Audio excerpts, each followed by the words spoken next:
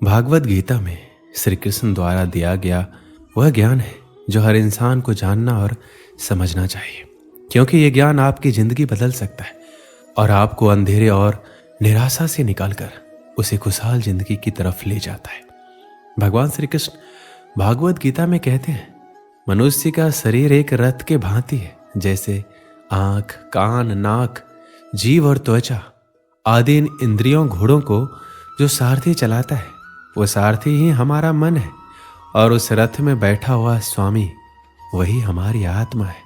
मनुष्य की इंद्रियां विषयों की ओर आकर्षित होती रहती है और ये सब तभी तक ही हो सकता है जब तक जीवात्मा अपने मन को काबू में ना लाए।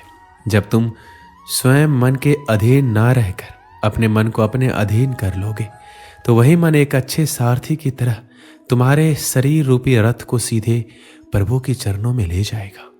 यदि मन तुम्हारा स्वामी है और तुम उसके अधीन हो तो वो तुम्हें माया के बंधन में जकड़ता रहेगा, और जब तुम अपने मन पर काबू पा लोगे और उसके स्वामी हो जाओगे तो वही मन तुम्हें मोक्ष के द्वार तक ले जाएगा। श्री कृष्ण द्वारा भागवत गीता में जो हमें सीख मिलती है वह है, फल की आशा मत करो बल्कि कर्म करो। भागवत गीता में भगवान श्री कृष्ण अर्जुन को समझाते, हे अर्जुन, इस संसार के सभी मनुष्य को, सभी प्राणियों को हमेशा कर्म करते रहना चाहिए और फल की आशा कभी नहीं करनी चाहिए, क्योंकि फल की प्राप्ति उसके हाथ में नहीं होती, लेकिन कर्म उसके हाथ में होता है। और जो व्यक्ति समर्पण भाव से अपना कर्म करता है उसे फल देने के लिए मैं तो बैठा हुआ हूं, इसलिए हमेशा कर्म करते जाओ। फल की उम्मीद ना करें, क्योंकि फल की उम्मीद करने से आप अपने कर्म पे ध्यान नहीं दे पाएंगे। कर्म करने वाला व्यक्ति आज नहीं तो कल जरूर सफल होता है, लेकिन अकर्मण्य व्यक्ति जीवन में कभी भी सफल नहीं हो पाता। इसलिए अगर आप सफल होना चाहते हैं तो अपने कर्म पर पूरा ध्यान देने की जरूरत है और हमेशा से ही अच्छे कर्म करने चाहिए, जिससे आपको अच्छे फल की प्राप्ति हो। अगर कर्म करने के बावजूद आपको अपने मनचाहे फल की प्राप्ति नहीं हो पा रही है तो कभी भी निराश नहीं होना चाहिए, बल्कि श्री कृष्ण पे भरोसा कर आगे बढ़ने की चेष्टा करते रहना चाहिए। यकीन मानिए, भगवान आज नहीं तो कल आपको सफल, समृद्धि और आपके कर्मों का सही फल जरूर देंगे। हमेशा हमें अपने धर्म के अनुसार कर्म करना चाहिए, अर्थात यदि कोई बच्चा विद्यार्थी है तो उसे पढ़ने में ही ध्यान देना चाहिए। सैनिकों को अपने देश की रक्षा, राजा को अपने प्रजा की रक्षा, माता पिता को अपने संतानों को प्रेम, बच्चों को अपने बूढ़े माँ बाप की सेवा तथा शासक को शासन करना चाहिए। श्री कृष्ण ये कहना चाहते हैं, हर व्यक्ति अपने कर्म को सही रूप से करेगा तो इस समाज में हमेशा संतुलन बना रहेगा, फिर कभी भी किसी को किसी से परेशानी नहीं होगी। श्री कृष्ण द्वारा बताए गए भागवत गीता में हमें जो सीख मिलती है वो है अहंकार से दूर रहना। श्री कृष्ण कहते हैं, हर मनुष्य को हमेशा अहंकार और क्रोध से दूर रहना चाहिए, क्योंकि अहंकार और क्रोध किसी भी मनुष्य के दिमाग को उसी तरह खा लेता है जिस प्रकार लकड़ी में लगा हुआ दीमक। अहंकार और क्रोध से वशीभूत व्यक्ति समाज में जहां भी जाता है वहां दूसरों से परेशानी होती है, क्योंकि वह हर व्यक्ति में अपने प्रतिद्वंदी की भावना को देखता है, जिससे उसकी बुद्धि और विवेक की भावना खत्म होती चली जाती है। भागवत गीता में कहा गया है कि हर व्यक्ति को आत्म मंथन करना चाहिए, क्योंकि आत्म मंथन अहंकार को खत्म कर देती है। श्री कृष्ण कहते हैं, अहंकार व्यक्ति को अज्ञानता की तरफ ले जाती है, इसलिए जीवन में सफलता चाहने वाले व्यक्ति को हमेशा अहंकार और घमंड से दूर रहना चाहिए। आलस्य, कायरता और डर मनुष्य की सफलता के दुश्मन है। श्री कृष्ण कहते हैं, आलस्य, डर और कायरता मनुष्य के वह दुश्मन है जो उसे सफल होने से रोकते हैं। अगर आपको सफल होना है तो आपको अपना आलस्य त्यागना होगा। अगर आप आगे बढ़ना चाहते हैं तो आपको डर छोड़ना होगा। मनुष्य के विचार ही मनुष्य का निर्माण करते हैं। मनुष्य के निर्माण उसके विचारों से ही होता है और मनुष्य जैसा सोचता है वैसा ही बन जाता है। इसलिए हर मनुष्य को हमेशा सकारात्मक और अच्छे सोचों के साथ ही अपना जीवन बिताना चाहिए। भागवत गीता में मन को बहुत ही ज्यादा महत्व दिया गया है, इसलिए भगवान कृष्ण द्वारा हर मनुष्य को अपने मन को नियंत्रण में रखने की बात कही गई है। मन ही हमारे सारे दुख और सुखों का कारक होता है, इसलिए हम अपने मन को नियंत्रण में कर अपने सुख और दुख पर विजय प्राप्त कर सकते हैं। भगवान श्री कृष्ण कहते हैं कि अगर कोई व्यक्ति अपने मन को नियंत्रित में कर लेता है तो वह उन सभी बुराइयों पर नियंत्रण पा लेता है जो उसे जीवन में आगे बढ़ने से रोकती है या दुख देती है। इसलिए अपने मन को हमेशा अपने नियंत्रण में रखना चाहिए। उसे कभी भी किसी भी चीज से विचलित नहीं होने देना चाहिए। कहा जाता है कर्म ये धर्म है, इसलिए हमें कर्म करते रहना चाहिए। फल अपने आप हमें मिल जाएगा।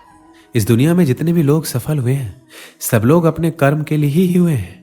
उन्होंने बिना कुछ सोचे समझे नकारात्मक बातों को अपने से दूर रखकर अपने कार्यों को पूर्ण किया और आखिरी में उन्हें सफलता प्राप्त हुई।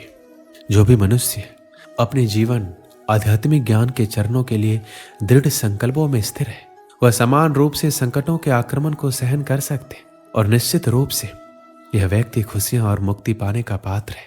अगर आप अपने लक्ष्य को पाने के लिए दृढ़ संकल्प ले लेते हैं और दिन रात कड़ी मेहनत करते हैं तो आपके रास्ते में जितनी भी संकटें आएंगे आप उनको पार कर जाएंगे।